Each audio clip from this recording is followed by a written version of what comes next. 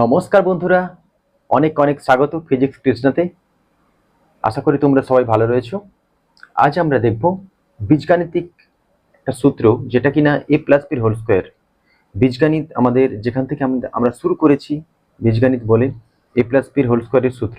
তো সেই সূত্রটা কিভাবে এসেছে, এ প্লাস বির whole square equal to a square plus 2ab plus b square, এই সূত্রটা কিভাবে বানানো হয়েছে বা কি করে এসেছে সেটা আমরা আজকে ডিটেলসে দেখব। তাহলে দেখে নেওয়া যাক। a plus b whole square equal to a square plus 2ab plus b square। এই সূত্রটি আমাদের ডিসকাস করার আগে বা এই সূত্রের ডিটেলসে যাওয়ার আগে আমাদের দুটো জিনিস খুব ভালোভাবে জানা উচিত। নাম্বার 1 হলো আমাদের স্কোয়ার বা বর্গ কি, নাম্বার 2 হোল স্কোয়ার কি। তাহলে একে একে করে আমরা ডিসকাস করব। নাম্বার 1 স্কোয়ার কি। স্কোয়ার আমরা তাকেই বলছি যখন কোনো সংখ্যার সঙ্গে সেই সংখ্যা মাল্টিপ্লিকেশন হচ্ছে। যখন কোনো নাম্বারের সঙ্গে কোনো নাম্বার মাল্টিপ্লিকেশন হচ্ছে তখন আমরা তাকে স্কোয়ার বলছি। যেমন কি 2 × 2 ইকুয়াল টু 2 স্কোয়ার,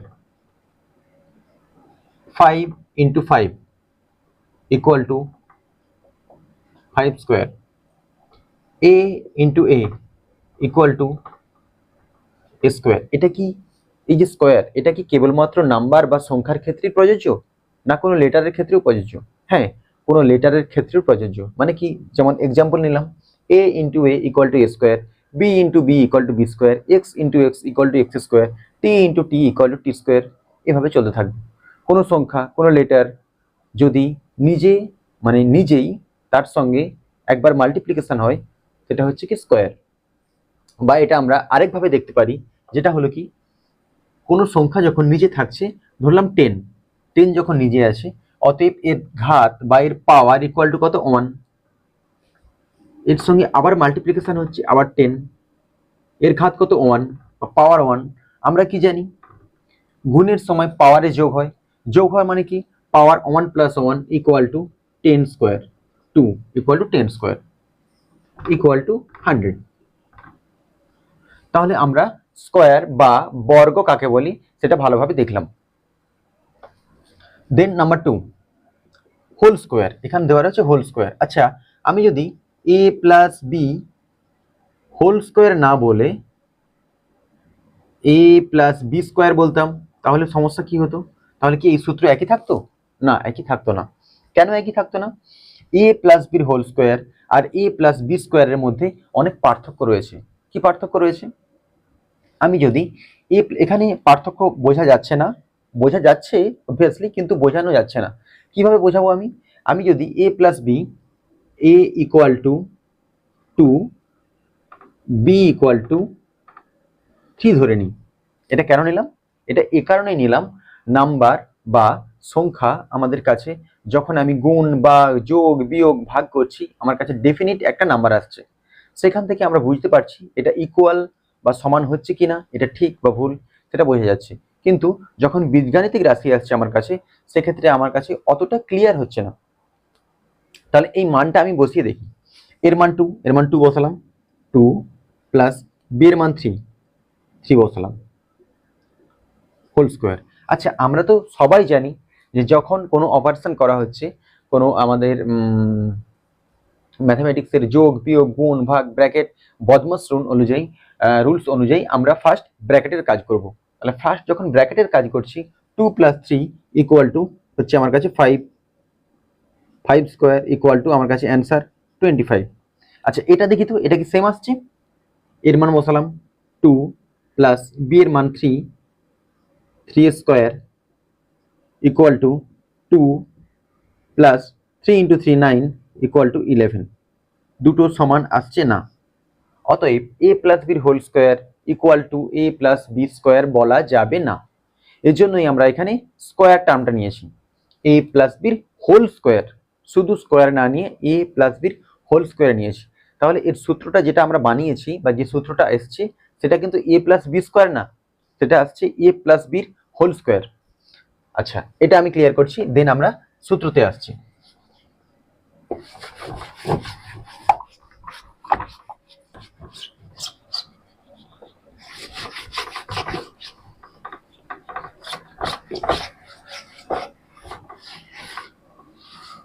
আমার কাছে কি রয়েছে, a plus b whole square, a plus b whole square. এখন আমি যদি এই a প্লাস বি একটা টার্ম ধরে নিলাম, a plus b equal to something, কোনো একটা টার্ম এক্স ধরলাম, তাহলে আমি বলতে পারি এক্স স্কোয়ার। এক্স স্কোয়ার মানে কি, এক্স ইন্টু এক্স। বলা যায় কি যায় না? হ্যাঁ, অবশ্যই বলা যায়।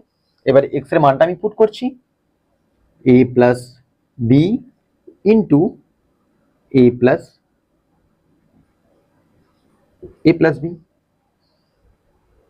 এটা আমি একবারই করতে পারতাম, কিন্তু বোঝানোর সুবিধের জন্য এক্স ধরে নিয়ে তারপরে আমি করলাম। তাহলে a plus b into A plus B. এবার আমার কাছে একটা মাল্টিপ্লিকেশন বা গুণ এসে গিয়েছে, বীজগাণিতিক গুণ। বীজগাণিতিক গুণ কিভাবে করতে হবে? বীজগাণিতিক গুণ খুব কমপ্লেক্স কোনো ব্যাপার নেই, কোনো জটিল কোনো সমস্যা নেই। সাধারণ গুণ আমরা যেভাবে করি সেরকমই একটু দেখে নিতে হবে। আচ্ছা, দেখে নেওয়া যাক। এ প্লাস বি ইন্টু এ প্লাস বি কি করছি আমরা? গুণ করছি।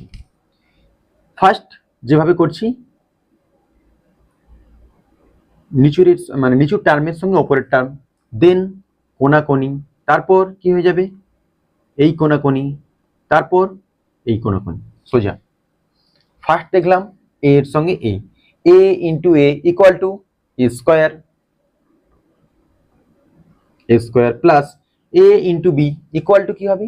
আচ্ছা, আমরা যখন 2 গুণিত 3 করেছিলাম তার জন্য ডেফিনিট একটা নাম্বার এসেছিল 2 3 6, কিন্তু এখানে বীজগাণিতিক রাশি, এর কোনো ভ্যালু নেই, এই জন্য ডেফিনিট কোনো নাম্বার আসবে না। যেমন দুটো সংখ্যা আছে সেই দুটো সংখ্যার গুণই থাকবে, এ গুণিত বি। পরে কি দেখবো? B a. তাহলে কি দেখলাম আমি? Plus b into a, then কি দেখছি? B into b plus b square. এবারে পুরোটা প্লাস করে নেওয়া যাক। আচ্ছা, এর জন্য এ স্কোয়ারের জন্য এ square, a square plus a into B, A into B. এটা আমি মাঝে মাল্টিপ্লিকেশন যে সিম্বলটা রয়েছে, চিহ্ন রয়েছে, সেটা রাখবো না। এই কারণেই রাখবো না, যখন কোনো বীজগাণিতিক রাশিকে আমি পাশাপাশি লিখি a into b x y m n, পাশাপাশি লেখা মানেই মাঝে মাল্টিপ্লিকেশন চিহ্ন রয়েছে, মাঝে গুণ চিহ্ন রয়েছে, এই জন্য আর স্পেশাল করে আমরা কোনো গুণের চিহ্ন দেব না। তাহলে কি করব? পাশাপাশি লিখবো, পাশাপাশি লিখে নিই। তাহলে এ বি। আচ্ছা, গুণের সময় আমরা সবাই জানি গুণ এবং যোগের সময় সামনে পেছনে, পেছনের সামনের কোনো পরিবর্তন হয় না। 2 গুণিত 3 যেই রেজাল্ট, 3 গুণিত 2 একই রেজাল্ট। তাহলে এ ইন্টু বি যা হয়েছিল বি ইন্টু এ সেমই আসবে। এটাকে আমি বি এ লিখতে পারি বা এ বিও লিখতে পারি, A B plus b square. এবার রয়েছে আর একটা স্টেপ, যেটা হলো কি এ স্কোয়ার প্লাস, আচ্ছা A B plus A B. এখানে আমি ধরে নিলাম এ বি নেই, কোনো একটা টার্ম রয়েছে, একটা আম রয়েছে, একটা আম ছিল তার সঙ্গে আরেকটা আম দেওয়া হলো, কটা আম হবে? দুটো আম হবে, 1 যুক্ত 1 2। তাহলে একটা এবি ছিল তার সঙ্গে আরেকটি এবি দেওয়া হলো, কটা এবি হবে? 2 এবি, দুটো এবি হবে, 2 এবি প্লাস বি স্কোয়ার।